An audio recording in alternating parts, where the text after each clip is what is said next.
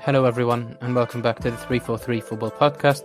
It's the familiar four here with your host Jaffa, and I'm joined again by Daud, Ali and Khudama. Is everyone alright? Yeah, how's it going? Yeah, all good.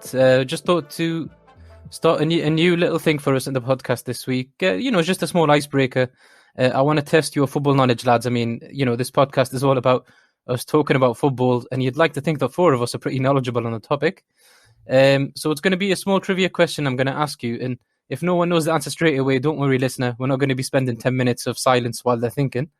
So I'll get straight into the question. Now, we will say that the league we follow the most is the Premier League primarily. Yes, we're all interested in European football, but I've got a Premier League question for you first. And I'm talking about the very first Premier League season. Can you tell me who finished top scorer? So who won the Golden Boot in the very first Premier League season in 1992-93? Does anyone know the answer? No, but can I give it? No. Can I give a guess quickly? Yeah, go on. Don't know if it's gonna be right or not, but Teddy Sheringham. I was gonna say Ian Wright actually. Well, Daud, you've nailed it. Teddy Sheringham is the correct answer. So, Damn! There's not going to be any suspense. Teddy Sheringham, damn. I feel like Daud might have low-key Googled that in the background, but we can't really prove anything. I'll tell you how I can prove I didn't, because I've got cherry keys. You know, the mechanical keyboard. I don't know if you heard that. I don't know if the podcast I wouldn't be able to get away with it. All Can right. you do it on your phone? No, I couldn't do it on my phone. iPad? I don't know. Just thinking a different way. It was to do pretty quick. Like I don't think you can Google something that quick. Oh, you can. Man. You can. It's I okay. don't know. We trust you. I think Jaff will attest to this, that my football knowledge is weirdly very specific, and especially in the early days of the Premier League, I can come up with the weirdest, most specific, stats, and then I can't remember the most basic stuff. Well, all right. What we'll do is we'll trust you because there's going to be an honor code, and the way we'll do it is I'll give 2 points per correct answer every week. So Daud is leading the March tally with 2 points, and we'll see if Ali and Khudama can respond next week. Now, we're going from someone who scored loads of goals in a season, and we're going to talk about a team who, when the big matches come around, aren't scoring any goals, because the first topic I want to dive into is the Man United against Chelsea match over the weekend. Now, Man United have developed a habit of drawing 0-0 in lots of the games between the top six, with the notable exception of getting smashed 6-1 by Tottenham and by Jose Mourinho, I should say. I know that we all, had a keen interest in this match, and I always like to come to the fan of the team that was playing. So, Daud, give us a little bit of not necessarily a review of the match, because obviously it was a little bit dull, but why do you think that Man United matches against top six opposition are so cagey and low scoring? Well, I think partly it's probably Ollie trying to play it safe, and those big matches are probably something that he'll want to take away to the board and say, look, we're doing pretty all right in terms of we're evenly matched against these top teams. When it comes to the big matches, our boys are showing something worth it, and I just need some more time. I probably need a play or two to push us over the line, and that's what I'm thinking. Where he's at. Obviously, the 6-1 is a complete shambles. It's one of those results in a blue moon. But yeah, generally what he's trying to do is get that late grab of a goal, or what did Sir Alex Ferguson used to do? He used to play on the counter. I think that's what Ollie wants to do. However, we're not doing that greatly. So that's something that he's trying to perfect, and that he's probably setting up the team to do that, but failing. And he's not doing great on that side. But when he's playing in the Champions League, it's a bit more of a even 50-50. Either we're going to win the match or we're going to lose it, and we're going to lose it horribly. But yeah, on that, in terms of what happened with the match, I think the big talking point is, and I'll go to you guys about it after the full assessment, is obviously the penalty. If it was a penalty, if it wasn't a penalty. But apart from that, I think it's an even score. It's a fair score. Sorry. Both teams made reasonable amount of chances. Relatively a very boring match in my eyes. Chelsea initially were playing amazing passing football, really, really comfortable on the ball, really good in terms of bringing the ball forward, trying to attack. They had more convincing attacks, whereas United, I don't know what it is. There was this figure stat out on Reddit about how many shots we've had and how many goals we've converted, and it's like 49 shots and 7 goals, something crazy. And yet the only, we couldn't even make a decent chance to score a goal. So I think Man United fans will be hard done by because of the penalty, but realistically, we didn't really deserve to win. I think it's a fair outcome for both teams. Yeah. So yeah, in terms of the penalty, what did you guys think? It was a penalty for me. Yeah, I thought so as well. What about you guys? Yeah, I mean, to be honest, it probably was. I didn't really want it to be like, it's not what I wanted to see. So I'm kind of glad the decision went against Manchester United. I can't lie, my biases were happy. But overall, if you take that into and out of it, and to be fair, Man United have been a bit lucky against Chelsea in the past. Remember that, that challenge on Aspilicueta last season as well by Maguire. So, maybe it was just the universe correcting itself. What I'm trying to say is, ever since that home game against Tottenham, where they lost 6-1, Solskjaer is just too afraid to open up too much in big games, and it's obviously he's just suffocating his attack. I mean, you kind of expect. I think Man United are the highest scoring team in the Premier League this season, but when it comes to the big games, you can tell that Solskjaer is just telling them to ease off a bit. He's afraid to open up, and it leads to pretty boring football to watch, and even worse scores, because a team like Manchester United, they don't just have aspirations of maintaining a Champions League spot. They ultimately want to challenge for titles again, and long may this drought continue, but it's never going to happen with poor performances against your top rivals in the league, really. Definitely. Daud, can I ask you something? Right, I'm not saying he's a crap player or anything. I think he's a quality player, but Bruno Fernandes, right? Do you think been a bit quiet in the last few games? Yeah. No, it's when it comes to the big games. So what I was there thinking, which player does he remind me of? He bullies the smaller teams, but when it comes to the big games, he kind of bottles it. And the FA Cup game against Liverpool was obviously an exception, but normally he does bottle the big games. Like, does he have that comparison to Mesut Ozil? Maybe, I don't know, because Ozil did the same thing. He bottled the big games, but he dominated the smaller clubs. Do you know what I mean? Yeah, I feel like Bruno, he's been a bit of a quiet one, but he's allowed to be quiet for how much he's done since he's come on. No, but what I'm trying to say is he's quiet against the big six, or the so-called big six or whatnot. That's what I'm trying to say. I mean, yeah, I don't think you can. Sorry, Dad. I don't think you can refute that. To be honest, I mean, he's only got one goal against the so-called big six this season. And that came in a 6-1 defeat against Tottenham. So, the stats speak for themselves. I don't want to say he's a flat track bully, but he's definitely starting to gain that reputation, and feel like he needs to start performing in the big games soon, because when the big games come, it's the chance for the top players in your squad to really, really drive everyone forward and set an example. And if your best performer in the season falls short in the big games, then you can't really. You have to start asking the questions about him, and asking more from him. And I don't know how you feel about him. Obviously, it's quite conflicting. I don't know. Like, there's other superstars like Rashford, who honestly, horrible game for him. I was watching him play. Honestly, Greenwood was trying so much more than what Rashford was doing. Yes, there was loads of wayward passes from Bruno. It was really uncharacteristic of him. Cavani didn't come on properly. Well, he didn't have enough time. I can't remember if he did come on, and try and think back on it now. Luke Shaw was muted compared to how he's been playing previously. I don't know. There's more people in the team that weren't really performing, that should be performing. I mean, Martial came on, and he's got a good track record against Chelsea, but sometimes I'm looking at him and I don't think he could do anything. I don't think he could do more than Greenwood could do, or James could do. I don't. And to be honest with you, I'm still not convinced on Daniel James. I feel like he's got loads of pace, yes, but I've seen him on one-on-ones. It's a 50-50. He doesn't win all of them, and I feel like if we've signed him as a Speedy Gonzalez roadrunner, he should be winning all his one-on-ones, outpacing everybody, yet he doesn't. And I don't know if it's the way he dribbles, or he's actually not that fast, and he looks a lot faster on the pitch than he is in real life, because we've had plenty of players who look a lot slower on visually, but actually really, really fast. One example being Paul Pogba, another example being Yaya Toure. Whereas Bruno, it shouldn't be all on his shoulders. Bruno's been class this season. He's scored 15 goals, 10 assists.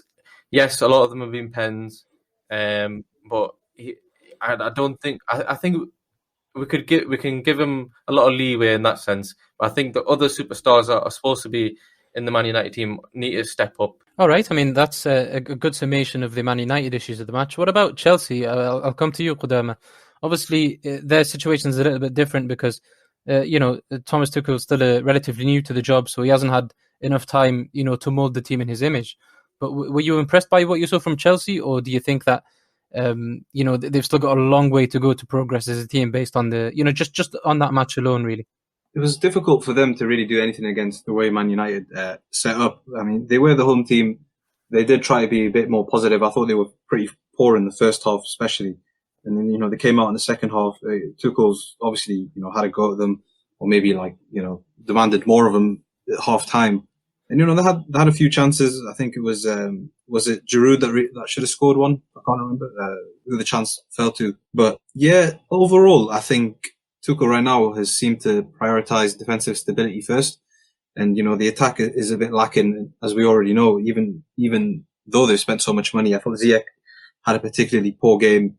And Giroud is a scorer of great goals, but not a great scorer of goals. So going forward, I think they'll probably look to bring a striker in. I don't really know how much more you could really say about Chelsea that game. I feel like it was just a very average performance that, was enough to get them a point, but really they were never looking too threatening to ever take the 3 points on the day. Yeah, I think they've got a long way to go. I feel like Chelsea now, by changing managers, it's going to be difficult to judge them. Obviously, they're still in the Champions League, and maybe Thomas Tuchel will grow into a manager where you might be able to judge them on a Champions League run. You never know. But they really needed the 3 points, because the race for the Champions League is incredible. Really, I know that the title race is pretty much done and dusted. Nobody's even looking at that. But there's so many teams in the cluster for fourth place, and I think they missed an opportunity there to take points off your rivals at the same time as advancing up the league. So we'll see how things go in the top four race in the coming weeks. But once again, I just feel like matches that involve Man United, I never want to watch them anyway, and especially the big matches these days, because you're not really guaranteed to see much that excites you.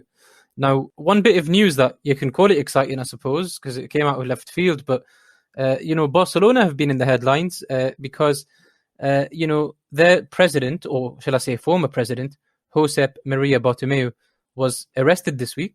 Now, it wasn't just him, it was one of 4 arrests in what the police called an investigation into alleged crimes related to property and socio-economic order.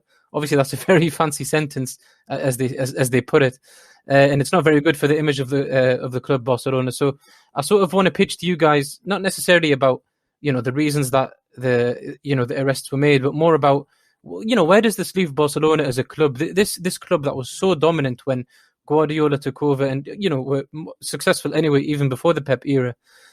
Are we seeing possibly the decline of a club in terms of the coming years? Like, can you see Barcelona sort of falling to an Arsenal standard decline, or are they simply too big? Just with the context of this scandal, I'll come to you, Ali, on this one. What's your thoughts on the situation? Man, Barcelona can be dropping down like flies. Never mind Arsenal, man. They could be what Leeds United were years ago, Portsmouth possibly.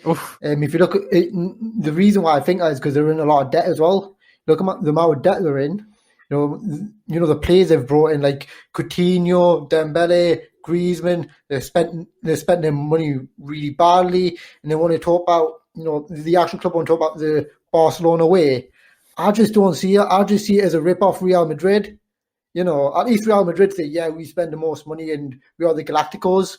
And Barcelona just got themselves in debt, and obviously the reign of Bartomeu just did not go well at all, did it? Let's be honest.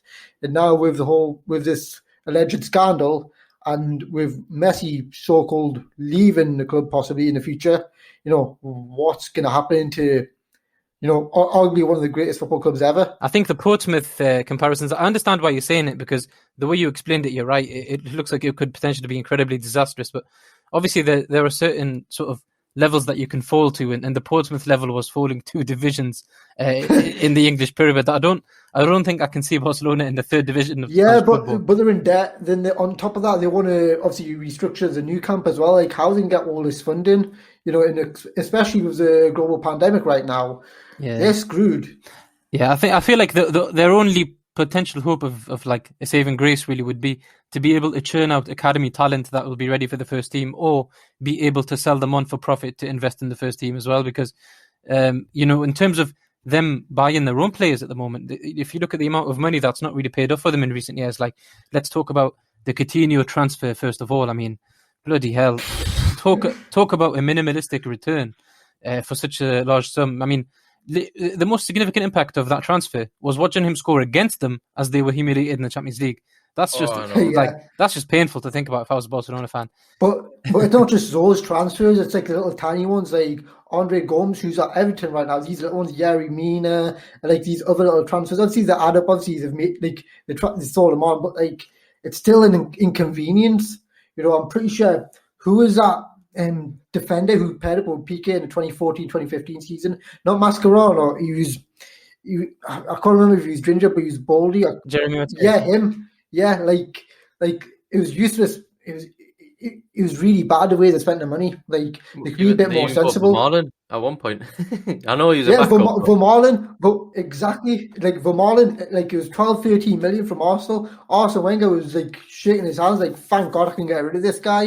I mean, for what it's worth, I think Vermaelen was all right for them. It was just, another injury-plagued player that really didn't play enough to justify his transfer fee. I think really Barcelona now are at the nexus of their future. They're standing at a point now where the decisions they make here will shape the club for years to come. So either this new, board comes in and manage to, steer the ship and head it towards the right direction, or they could be facing, mediocrity for the foreseeable future until they can somehow, and they will. I mean, the club's stadiums, they'll always fill it out, and their finances will probably recover eventually. I think it's more likely to be a Liverpool, isn't it? Like the downfall of Liverpool for a couple of years, and I think it's going to take someone with real vision to bring it back. And it seemed like the upper echelons of Barcelona had everything under control to some extent, and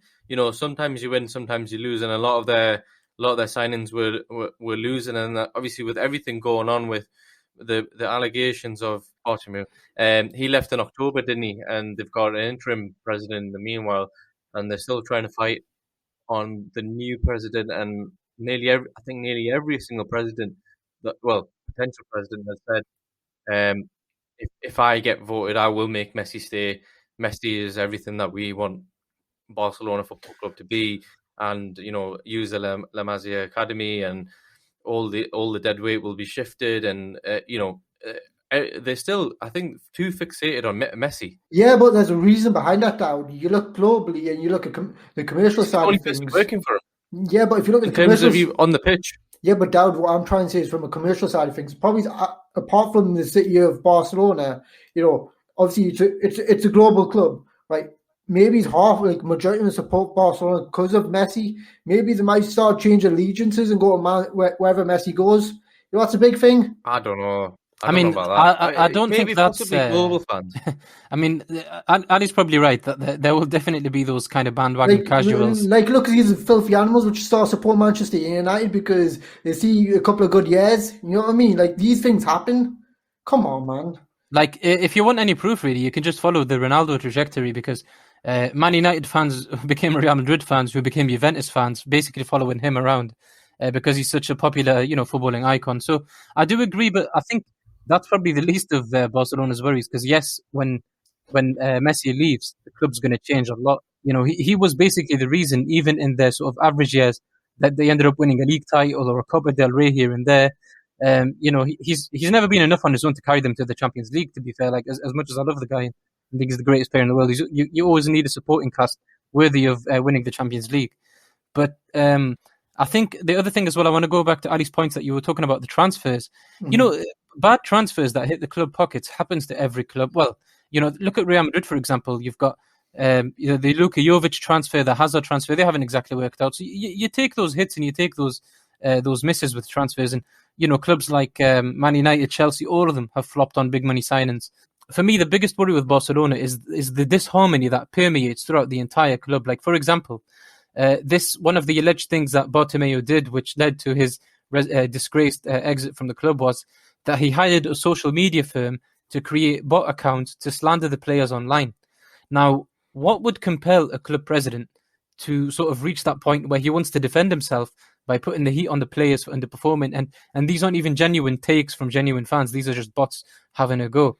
Like, that to me spells already some sort of drama within the club that doesn't exist if harmony was around.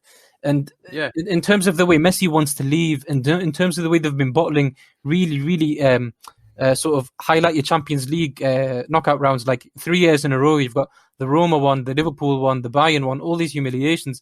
So many factors around this club, which was once, like, everyone used to look at Barcelona with jealousy. Oh my God, their academy is amazing, their manager is amazing. The style of play, management is amazing as well, and the style of play. Exactly that, and the style of play was eliciting sort of jealousy across the globe.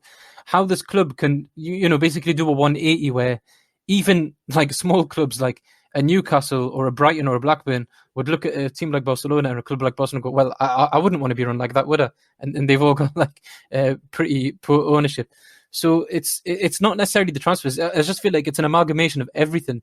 And we're not talking about Barcelona being in the relegation zone or something. Like, it's not that drastic yet, but it's just the future outlook is looking incredibly bleak. I don't know what you guys would say to that. Right, this was on ESPN, written by Sid Lowe. Obviously, he's English. He's a Spanish writer for ESPN. Barcelona's debt is greater than 1 billion euros. So you need to figure out how the heck they can get that as well, because that's a lot of money. They probably turn over $1 billion or $2 billion every year. They pay £500 million to Messi's contract. I'm sure their turnover would accommodate for that amount of money that is paying for his wages. So but they're going to lose in some sort of way when Messi goes. They're going to lose a lot of revenue. When he goes, that's such a big burden lifted over him. It's Project Restart for Barcelona. And that's the thing. They have to start working from the... Yeah, but Daud, how much money does Messi make for the league? How much money does Messi make for Barcelona itself? Do you know what I mean? Like, debt is not necessarily always a bad thing. It's just how it's managed, isn't it? I mean, that's one thing you always hear, when you hear business people speak. So, maybe they'll save a lot of money on his contract, but, I mean, the points that Ali has made are very, very salient. I mean, I'll be honest, I watch Barcelona mostly for Messi. I can't see myself tuning into Barcelona games, just to see Barcelona play. Like, I'm not a Barcelona fan at the end of the day, and you've got to wonder how many more people are in that same category. So, and I mean, not to mention his, just the sporting advantages of having Messi on your team. He's probably no longer the outright best player in the world anymore, but, he's still top scorer in the league, creates more chances than anyone. If he was to leave, while he's still this good, you'd really fear for Barcelona even making the Champions League next season. I mean, they're doing pretty well now, aren't they? They're second in La Liga, and we bash Barcelona a lot for, how crap they can play compared to a couple, at least 3 years ago.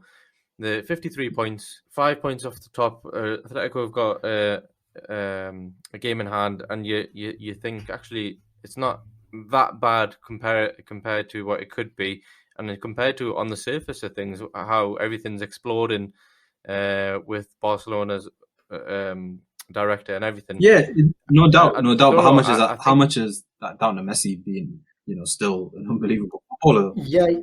I kind of agree with Kodama as well here. You need to remember La Liga, obviously, with the league itself, it'll need income in there. Like, if you look at League One, I think they're not getting the right sponsorship deals and TV rights right now. What's going to happen in La Liga when Messi goes? Ronaldo went, there's a drop off. Now, arguably one of the best players ever, he's going to leave La Liga for possibly the Premier League or League One if he wants to go to Paris.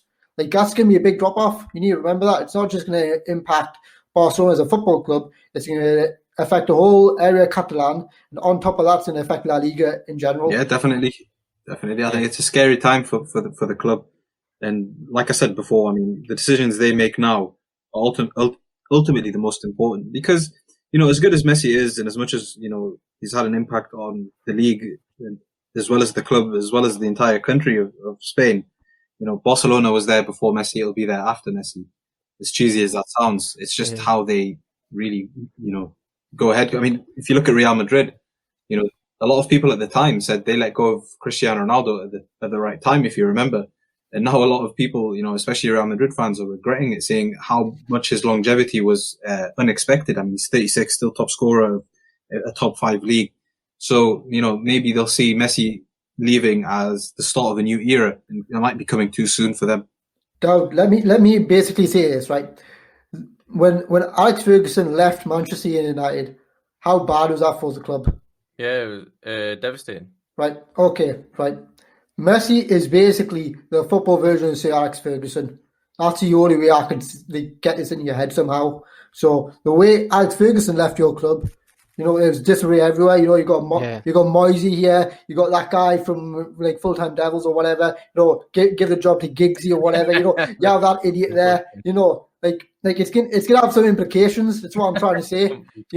If that's gonna happen to a super club like Manchester United, for sure it's gonna happen in Barcelona, and it's even worse because it's on the pitch and you can be losing arguably the greatest player right now. Well, I definitely get your point there. In terms of like the scary thing for Barcelona, it's not just Messi leaving, but I think it's also how they handle their finances. I mean, one of the they're calling it Barcagate, the scandal, and one of the details that came out, which Goal.com reported, was that we'll say the allegedly, but it's in the reports of Goal.com, is that this social media firm that Bartomeu paid, he paid them 6 times the going rate to make those. What the heck? So he not only is he overpaying players, he's even slandering his players. Like, this guy is like, what's he on? Like, does he even have the best interest of the club at all, or is he just pretty much spearheading their demise? Bartomeu seems to have adopted the Patrick Starr method of negotiations, where like some guy like he'd go to buy a product, the guy will tell him it's $3, he'll say I've only got 5.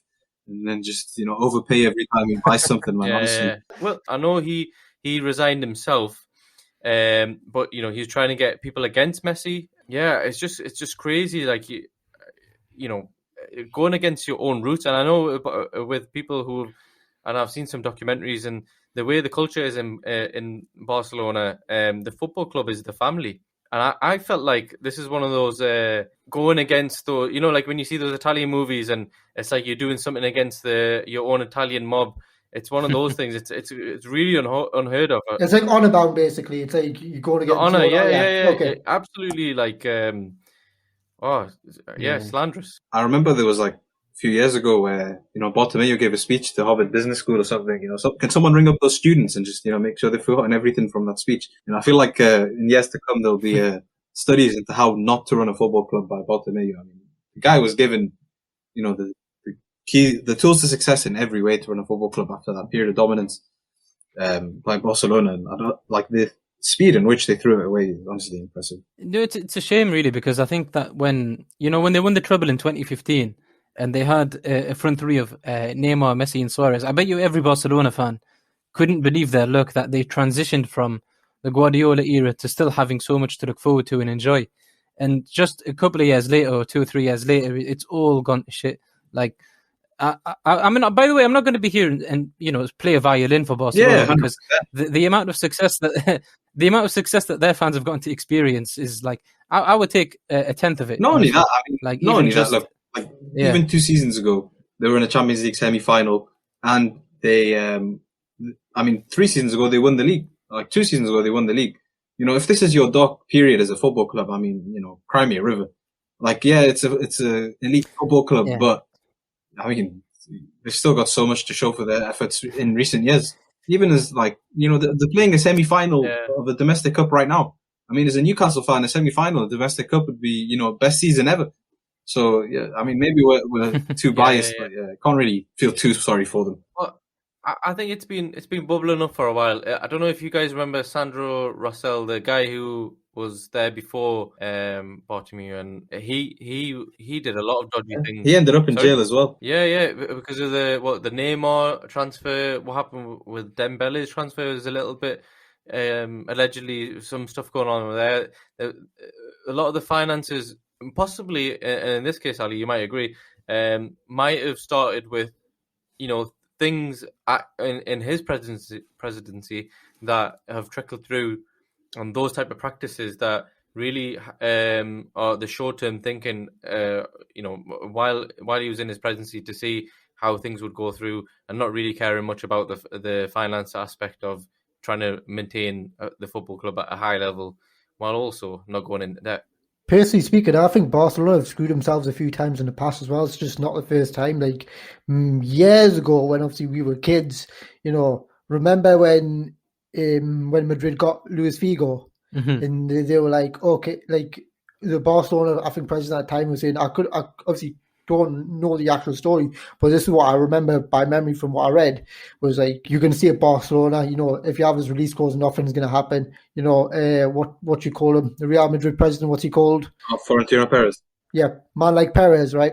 He gets a president election, he wins, Figo's in. Similar thing happened with David Beckham. I remember when obviously the whole shoe boot thing came with War Fergie and Beck's, because he's a bit of a diva like his Mrs. Victoria. There was some issues there, and he was meant to go Barcelona, that didn't happen. Madrid just swooped in there whilst they can. So it's not the first time Barcelona have screwed themselves over. They've done it many times. Do it off the field, do it on the field, get slapped up by Liverpool, Roma, and Bayern, back to back. So what can you expect, man, from a club like this? I mean, just to sort of wrap up the Barcelona segment, I just wanted to ask you guys two questions. Now, one, can you see Barcelona being a Europa League team or worse in just a couple of seasons' time? That's the first question. No. As long as Messi is there. I like how Ali went at the beginning of the segment. He said they could do a Portsmouth, and now they're not even going to drop below the Champions League. Well, No. typical Ali, man. Typical Ali. You know why I said that though? It depends. It depends on the quality of La Liga. It depends if teams like Sociedad, Bilbao, Betis, Sevilla can challenge for the title. If they're competing with Barcelona, it might be a bit different. That still changes. Do I look like Mr. Meg? Do I look like what's called Mystic Meg? Do I have like a ball and I could like predict the future or something? I'm just saying. Well, you make I want, predictions you know what different. Saying they could be a Portsmouth, that's a big prediction. I didn't say can't it can be get like that Portsmouth. There's a possibility it can happen. There's a possibility the whole La Liga could be shut down. There's a possibility. I'm not going to gonna slap rule it you out. silly. Bro, I but, feel like it's not going to happen because I still love you. It's all right, man. Look, it's Ali, okay. Don't worry about it. Ali, we all You know know. what? Ali, we all know you're going to predict him to win the treble by the end of the podcast. To be honest, You want me to do that? I've already got the bets on. No, but in all seriousness, it does depend on obviously the actual future of La Liga. If it's going to be a drop off of Barcelona or Sevilla, obviously be a lot more competitive. Same with Betis, Sociedad, Bilbao. There's quality teams in La Liga. If Messi is there, they'll scrape top 4 every season for the next 2 seasons at least. If Messi leaves the end of this season, I mean, the competition in La Liga, it's nothing to laugh at. I mean, look at Sevilla under Lopetegui. I mean, look at Villarreal and the Emery. All these teams around them improving. Real Sociedad. Well, I'm glad you mentioned Messi, because that was the second question that I had to wrap up the Barca segment. Is, can you see Messi still being there next season? So the 21-22 season, will Messi be a Barcelona player? He's gone, man. He's so far gone. It depends what happens with the presidential situation. My answer to the first question is I genuinely can see them being in the Europa League in 2 seasons' time. It's not like they're not one of the best squads right now, but it's the finances really. I feel like if the player sales come through, if the manager's not good enough, it's not an unfeasible outcome. And as for Messi, I think he still will be there. To be honest, I feel like he's so expensive. Like not from a transfer fee point of view, because he's going to be a free agent, but everything else that comes with him. That possibly PSG or Man City are destinations, but it's the loyalty and the story of it all, really. Like if Barcelona fix up and get a board that can make the right promises and sort of steer them towards a positive outlook again, I can see Messi staying and committing to that, just to sort of be the image of the new era. So, we'll see how it goes with that one. And Barcelona will definitely be one of the most interesting clubs to keep an eye on in the next couple of years or so. Just getting into our final podcast. Don't worry, there'll be many more episodes to come. The final segment of tonight's podcast, at least. Always would like to sort of hit you guys up with something a bit more casual from time to time. And today's is going to be a 5-a-side team of your choice, but it's going to be fictional characters. So which fictional characters would make your 5-a-side team? And I'll open the floor. Who wants to go first and give us their side? I'll go ahead, sure. Right. So in net, let's start with the in net.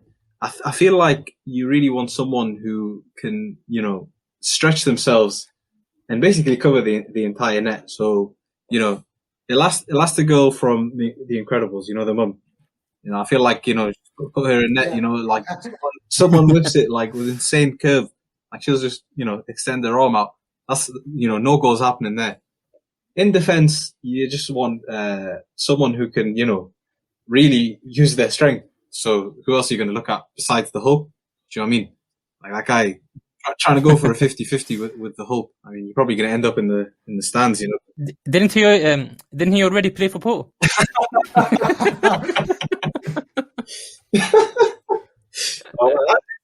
That actually took me a second. I was like, when the hell did the Hulk play for Porto?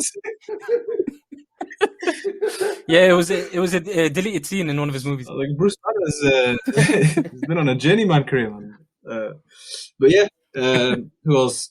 For that speedy winger, Quicksilver from the X-Men. If you think Mbappe is fast, wait until Quicksilver's trying to get on the end of a pass. And I know we said fictional characters, so aliens count. And I'm gonna go with Lionel Messi. Because that guy, like that. That guy, yeah, man, that guy's out of the world. Exactly. And then I thought you were going to do Megamind. Megamind. Now, I don't know. Has Qadama got Vincent Company as backline? Oh wow! Wow. Poor guy. The disrespect. Poor guy. Put some respect. If any of these players are listening, I'm really sorry. I'm not going to lie. Don't worry. I don't think the Incredible Hulk listens. I don't think headphones are big enough to fit on his head. Nah. Right. So. Man, he would smash, man. Signal with the wireless AirPods because his head's so big, they're so far away from each other. Yeah. Okay. So I feel like for a dictator of tempo in the midfield, I'm going to put Albus Dumbledore. I feel like that guy was so good at manipulating people because if you've read the book, you know what? If you read the books, it's why I'm. Yeah. Why are you laughing? Why? Because of the mental image of him wearing a football tee. Loki, I'm surprised. Who's that guy in the background? I thought we'd have Severus Snape. He's actually the most loyal one, even though he looks like Judas from majority of the movies. Yeah, well, you could master of the dark arts, right? So you could be giving away professional fouls, without getting a yellow card for a whole season. But the reason I'm picking Dumbledore is because if you've read the books, that guy is low key one of the most manipulative people you ever see, man. He gets Harry to do all this fucking messed up shit, and he's just sitting up in this tower while these 11-year-old children are out there fighting 3-headed dogs. Like, what are you doing, mate? Like, I feel like he'll be good. I feel like he'll be good at dictating the play. And for a striker, I don't really know. It's a bit of a hard one. I guess you want someone who's just like completely ruthless. So I mean, think of someone who's going to haunt the defenders' nightmares. So I'm going to go with Freddy Krueger. Literally nightmare on Elm Street, right? That guy lives and haunts people in their dreams. And you just want that to terrorize the opposition defenders. So he's going to be up top for me. And the way you described Dumbledore, I feel like Hogwarts would have failed its Ofsted inspection, really, if they ever had one. Letting little kids fighting agast dogs. What was he doing? That's Then at the end of the movie, Harry comes in. He's like, "Yeah, you did well, mate." Like, I mean, what were you doing? You're like, that's the greatest. 50 points for Griffin. It's like 50 points for Griffin. Those like when you give your striker a goal bonus on FM, basically. Oh well. All right. Who else wants to give their team? Ali, have you got yours lined up? I haven't really thought of it, but let's go over it, man. I'm just going to think of it as we go. In goal, I'll put Black Panther in there. Black Panther there. He's agile. He's quick. He's got those hands. Rest in peace to my man, Chadwick Boseman, man. Rest in peace to him. So get him in there. He's got that vibranium in him. He's going to be slapping people silly anyways. In defense, fuck the Hulk. I go Red Hulk. What are you going to do? So I'll have the Red Hulk. He'll fuck the Green Hulk because, red's better than green anyway, so who gives a crap? In midfield, I don't know.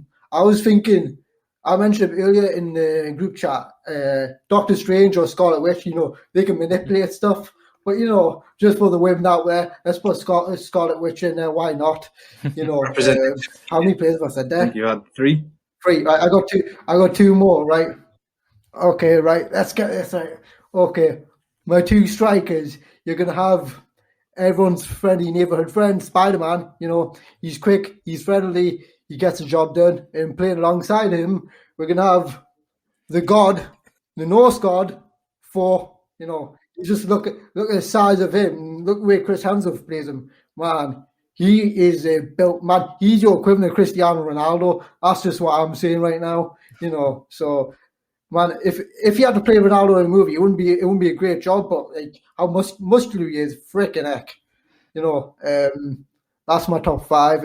My five side. If I had to have a coach, I would probably put Voldemort in there. You know, just to make it a bit dodgy. Why not? Yeah, go on. I mean, we've already seen Voldemort's impact in the Premier League. Man, he failed. I can see Voldemort leading the line for Simeone. You know, I feel like he'd be a classic Atletico player, man. Just absolutely dark arts and all that.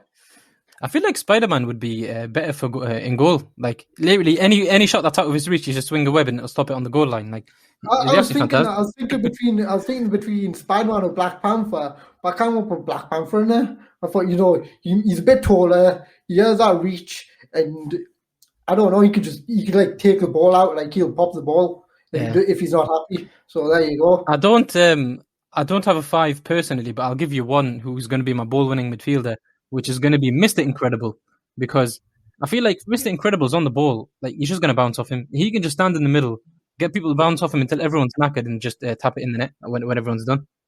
Get Dash on the wing, man. Daniel, we'll have the Incredibles. You mean Matt Ritchie on the wing? Either him or Scott McTominay. I'm not sure which one's more Dash like these days. Oh man, they're both Dash. Dowdy, you got both one? Gash. You got any? Yeah. So are you gonna give your whole 5, or are you just gonna do the one? Yeah, just the one for me. Well, okay. I thought I actually agree with you.